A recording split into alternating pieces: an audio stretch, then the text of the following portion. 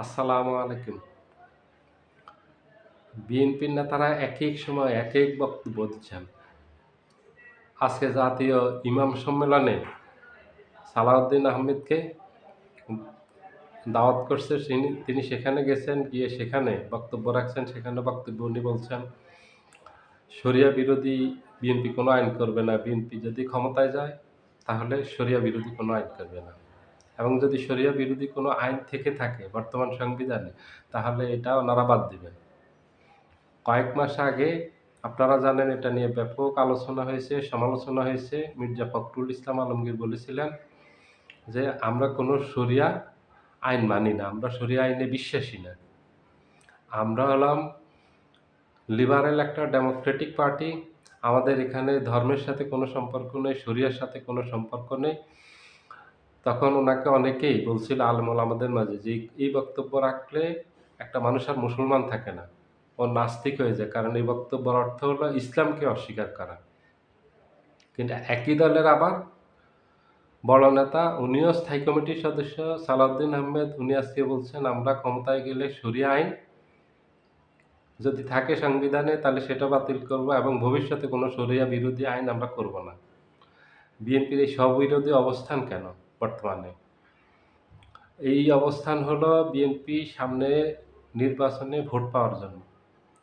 ভোটের রাজনীতিতে যেন বিএনপি টিকে থাকতে পারে। কারণ বিএনপি অনেক পিছিয়ে পড়েছে। বিএনপি রাজনীতিতে অনেক ভুল করেছে গত বছর ৫ই আগস্টের পর থেকে। এই গত ১৫-১৬ মাসে অসংখ্য ভুল করছে। এখন ভুলের মাসুল দিতে হচ্ছে বিএনপিকে।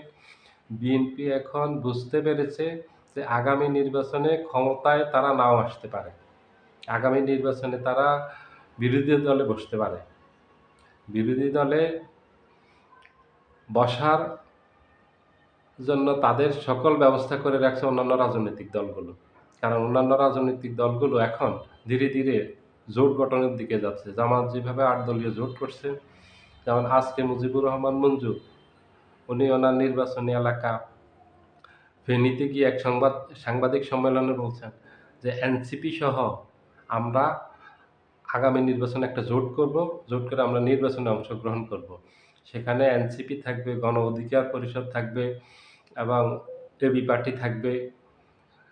এই ৩ টার নাম উল্লেখ করছে এবং বলছে আরো কয়েকটা পার্টি থাকবে। এখন বিএনপির মাথা খারাপ হয়ে গেছে, বিএনপি আগামী নির্বাচনে ক্ষমতায় আসতে পারবে না। বিএনপির মাথায় এটা এখন ভালোভাবে ঢুকে গেছে যে রাজনীতিটা তাদের যেভাবে চেয়েছে সেভাবে নেই, রাজনীতি তাদের উল্টো দিকে চলে গেছে। জনমত তাদের বিপক্ষে চলে গেছে এবং রাজনৈতিক দলগুলোও ধীরে, ধীরে তাদের কাছ থেকে দূরে সরে যাচ্ছে। রাজ জনগণ যেভাবে বিএনপির থেকে দূরে সরে যাচ্ছে, দূরে সরে গেছে, তো একইভাবে রাজনৈতিক দলগুলোও বিএনপি থেকে দূরে সরে যাচ্ছে। ৫ই আগস্টের পর থেকে বিএনপি অনেক চেষ্টা করতেছিল তাদের জোট বড় করার জন্য। এনসিপিকে নেয়ার জন্য বিএনপি এক পায়ে দাঁড়িয়ে এখনো। এনসিপি গত কিছুদিন থেকে ঘোষণা করছে কয়েকটা সিটের জন্য এনসিপি রাজনীতিতে আসে নাই, রাজনীতি করবে না। এটা বিএনপিকে উদ্দেশ্য করে বলছে। যে ১০-২০ টা সিটের জন্য আমরা কারো কাছে বিক্রি হব না। আমরা রাজনীতিতে এইজন্য আসিনি। এনসিপিকে, এবি পার্টিকে, গণ অধিকার পরিষদকে তাদের সাথে রাখার জন্য অনেক চেষ্টা করছে। গণ অধিকার পরিষদকে তো গত বছরের সেপ্টেম্বরেই ঘোষণা করে দিছে, আগেই ঘোষণা করে দিছে যে নুরুল হক নূরের যে আসনটা পটুয়াখালীর, সেখানে যেন তাকে বিএনপি নেতাকর্মীরা সহযোগিতা করে। তার অর্থ হলো আগামী নির্বাচনে সেখান থেকে তাকে নমিনেশন দেয়া হবে জোট থেকে। কিন্তু নুরুল হক নূর, ও বহুত শেয়ানা। ওর বয়স কম হতে পারে, ও অনেক শেয়ানা। ও পলিটিক্স বুঝে। ও এখন পর্যন্ত ওটাতে রাজি হয়নি। এখন বিএনপির আশা ছিল এই যে দলগুলো এখন জোট, বিএনপি আলাদা জোট করতেছে, এবি পার্টি সহ, গণ অধিকার পরিষদ, এনসিপি সহ, এদেরকে নিয়ে বিএনপি একটা জোট করবে। আর কোনো জোট থাকবে না। আর জামায়াত ইসলামী যে জোট করবে সেখানেও ভাঙন ধরানোর চেষ্টা করতেছে এবং এই জোটটা যেন গঠন করতে না পারে। বিএনপি গত বৎসরের সেপ্টেম্বর অক্টোবর থেকে চেষ্টা করতেছিল। জামায়াতের আমির যখন ডাক্তার শফিকুর রহমান চরমনাইয়ের পীরের সাথে সাক্ষাৎ করতে গেছেন গত বছর, তার একদিন পরে বিএনপির মহাসচিব সহ কেন্দ্রীয় নেতারা ওনার সাথে সাক্ষাৎ করতে গেছে। ওখানে গিয়ে আলোচনা হয়েছে জামাতের সাথে যেন ওনারা জোট না করেন। কে? চরমনাইয়ের পীরের দল ইসলামী আন্দোলন যেন জামাতের সাথে জোট না করে। জামাতের সাথে কেউ কোনো দলে যেন জোট না করে, এটার জন্য প্রাণপণ চেষ্টা চালিয়ে যাচ্ছে। কেন? তারপরেও জামাতের কৌশলে জামাত ৮ দলীয় একটা জোট করছে। বিএনপি ভাবছে এর বাহিরে আর কোনো জোট হবে না। যেহেতু করে ফেলছে। আর কোনো জোট হবে না। কিন্তু আরেকটা জোট আজকে আত্মপ্রকাশ করলো। এখন বিএনপির মাথা খারাপ হয়ে গেছে, বিএনপির নেতাদের মাথা খারাপ হয়ে গেছে যে তারা তো আগামী নির্বাচনে আসতে পারবে না। এইভাবে যদি তাদের জোট ছোট হতে থাকে, তাদের জোট থেকে যদি বেরিয়ে অন্যরা জোট করতে থাকে, নতুন নতুন জোট হয়, বিএনপি এমনিতে প্রেসারে আছে। খুবই চাপে আছে রাজনৈতিকভাবে বিএনপি। ৫ই আগস্টের পর থেকে খুবই চাপে আছে, যেটা হওয়ার কথা ছিল না। ৫ই আগস্টের পরেও বিএনপির জনপ্রিয়তা ছিল। কিন্তু যেইভাবে বিএনপির নেতাকর্মীরা বিভিন্ন জায়গায় চাঁদাবাজি, টেন্ডারবাজি এই অপকর্মগুলো করতেছিল, সামাজিক যোগাযোগ মাধ্যমে এগুলি চলে আসতেছিল, মানুষ এগুলো নিয়ে সমালোচনা করতেছিল, সিসি করতেছিল, মানুষ এগুলির নিন্দা জানাচ্ছিল। সকল পর্যায়ের মানুষ, সাধারণ জনগণ এগুলি ভালোভাবে নেয়নি বিএনপির এবং তার অঙ্গ সংগঠনের নেতাকর্মীদের। তাই বিএনপি ধীরে ধীরে বুঝতে পারছে যে রাজনীতির মাঠ থেকে বিএনপি অনেক দূরে সরে গেছে। নির্বাচনের থেকে বিএনপি অনেক দূরে চলে গেছে, ক্ষমতার থেকে অনেক দূরে চলে গেছে। আগামী নির্বাচনে বিএনপির ক্ষমতায় আসার জন্য খুব কঠিন হয়ে যাবে। এটা বিএনপির নেতারা এখন বুঝতে পেরেছে। প্রথম দিকে অনেকেই সাবধান করছেন বিএনপি নেতাকর্মীদেরকে, বিএনপির নেতাদেরকে যে কর্মীদেরকে নিয়ন্ত্রণ করেন। যদি করতে না পারেন তাহলে কিন্তু সামনে আপনাদের জন্য বিপদ আছে, বিপদ অপেক্ষা করতেছে। আপনারা নির্বাচনে গিয়ে নির্বাচিত হতে পারবেন না আপনারা। তখন আমলে নেয়নি। আজকে দেখলাম যে প্রথম আলোতে একটা সাক্ষাৎকার দিছে রাষ্ট্রবিজ্ঞানী দিলারা জামান, অধ্যাপিকা দিলারা জামান। উনি সাক্ষাৎকারে বলছেন যে আগে বলছি বিএনপি ক্ষমতায় আসলে ২ বছর থাকতে পারবে। এখন বলছি বিএনপি ক্ষমতায় আসতেই পারবে না।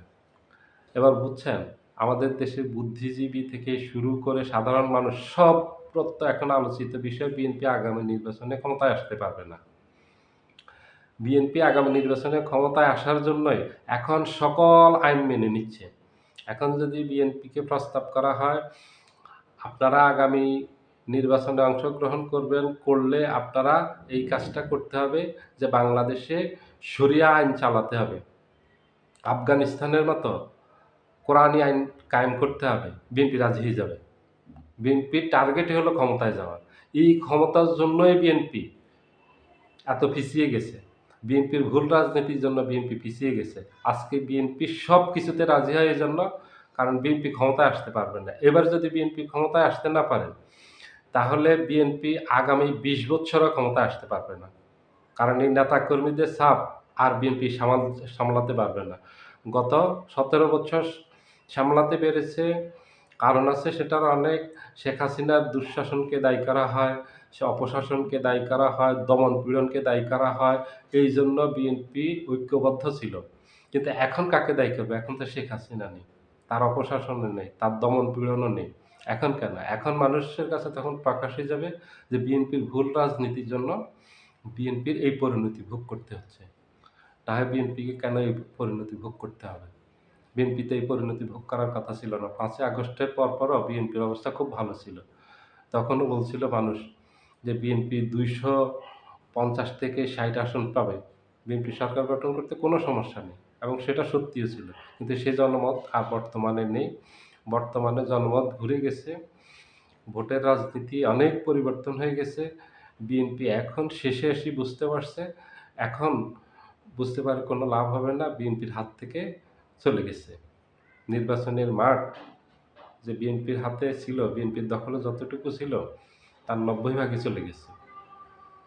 এখন সর্বোচ্চ আলোচিত আগামী নির্বাচনে বিএনপি সর্বোচ্চ বিরোধী দলে বসতে পারবে, প্রধান বিরোধী দল হতে পারবে সর্বোচ্চটা। তাও অনেকে বলতেছে ৩ নাম্বার দল হতে পারে। ২ নম্বরে অন্য কোনো জোট চলে আসতে পারে জোটগতভাবে। দলগতভাবে কেউ আসবে না, জোটগতভাবে আসতে পারে। যেমন এনসিপি সহ যে জোটটা করছে, এই জোটটা এটা ওরা ২ নম্বরে চলে আসতে পারে। ২ নম্বর বিরোধী দল, প্রধান বিরোধী দল তারা হতে পারে। কারণ ভিতরে রাজনীতিতে অনেক ঘটনা ঘটে যাচ্ছে। এই যে এতদিন বিএনপি টের পায়নি যে মুজিবুর রহমান মঞ্জুর সাথে এনসিপির একটা আলোচনা হচ্ছে এবং তারা একটা জোট করতে যাচ্ছে, এটা ঘুণাক্ষরেও টের পায়নি বিএনপি। বিএনপি টের পাইলে এটাতে নানানভাবে চেষ্টা করত, কূটকৌশল করত, কূটরাজনীতি করত, করে যেন জোট করতে না পারে সেই ব্যবস্থা করত বিএনপি। কিন্তু বিএনপিকে বুঝতে দেয়নি। বিএনপি ভাবছে এই দেশে শুধু রাজনীতি বিএনপি বুঝে, আর কেউ বুঝে না। কিন্তু বিএনপির থেকেও ভালো রাজনীতি যে বুঝে, আরো স্মার্ট রাজনীতি বুঝে মানুষ আছে, বিএনপি এটা বুঝে নাই। বিএনপি নিজেদের সম্পর্কে ওভার এস্টিমেট করছে, আর অন্যদেরকে আন্ডার এস্টিমেট করছে। এটাই বিএনপির বর্তমান ফসল। এই কারণে বিএনপির এত অধঃপতন। আজকে যেকোনো কিছুর জন্য বিএনপি ক্ষমতায় যেতে রাজি। সবাই ভালো থাকবেন। আল্লাহ হাফেজ।